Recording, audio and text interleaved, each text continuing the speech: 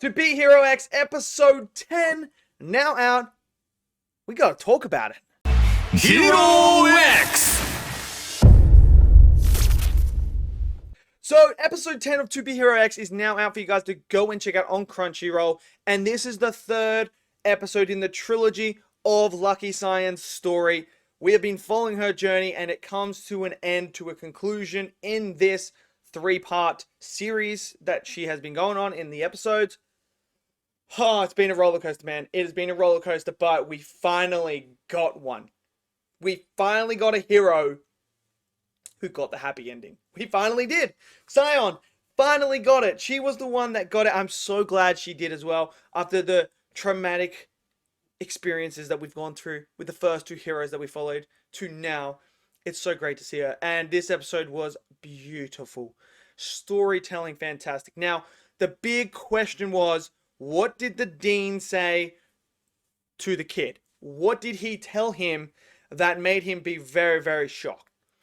We find out. Now, I had a theory, and I said that I believe that there was something to do with the plane crash and his parents died in the plane crash. And I was 100% right. I had a feeling. But I did not expect to find out how she got these powers. And I thought, okay, so how, obviously the dean's going to twist the words. We know that. That's what he was trying to do. And I really like the dean as a villain here because he is that type of person that's blaming every failure on her, and how he manipulates the system of, yes, she's lucky. Do you know why she's lucky? Because everyone else has the misfortune. So she takes all the good fortune for herself and leaves nothing but misfortune behind. And I love that aspect of how he was trying to manipulate it in that way, and to try and spin things and take no blame for anything that he did, trying to live through her because he couldn't be a hero. And now everything is her fault. And I like that, and how twisted he was in that way. It made for this beautiful clash, which was animated beautifully, by the way. And the action was great. Seeing her with the bow was absolutely sick. Seeing CYAN just jump around, hitting the bows and that, gorgeous. Absolutely gorgeous. But obviously this kid, he would twist him, in a way to try and make him feel like she's the reason why his parents are dead. But when we find out the actual truth, it is so heartbreaking and uplifting at the same time. Because there's a recording for the plane crash, and every single person on the plane crash instill this power into her. And it's because his parents were sitting next to CYAN and her parents, and they're like, oh, we have a kid just like her age, man, and we're not going to see him. We're unfortunately going to see him as the plane's going down. So the father starts singing the song that the kid sung to CYAN, and that's why CYAN knew that song. She's like, I've heard this before.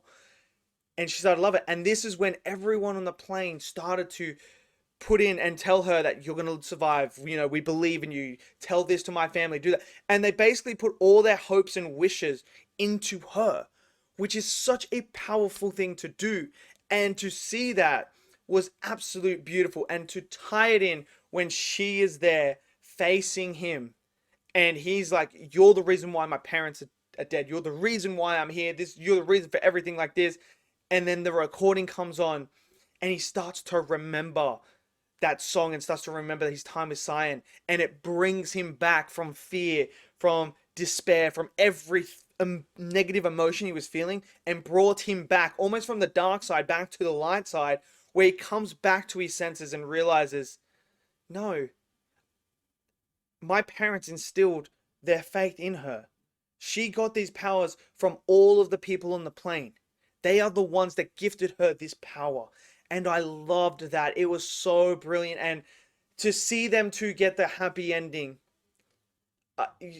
I'm so glad they got the happy ending, because they deserved it.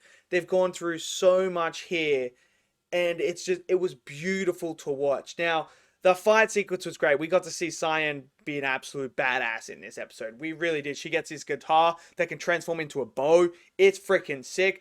And as she's going through to get to the orphanage, bro, she is just slinging this bow around, these arrows, and she figures out if she hits this thing that is there, which is like this negative emotion and like despair and everything like that, and misfortune, if she hits that, she can free them. And I just think it was so handled so beautifully, and animated was absolutely stunning. Like that color, that blue tinge was just spectacular in every single way.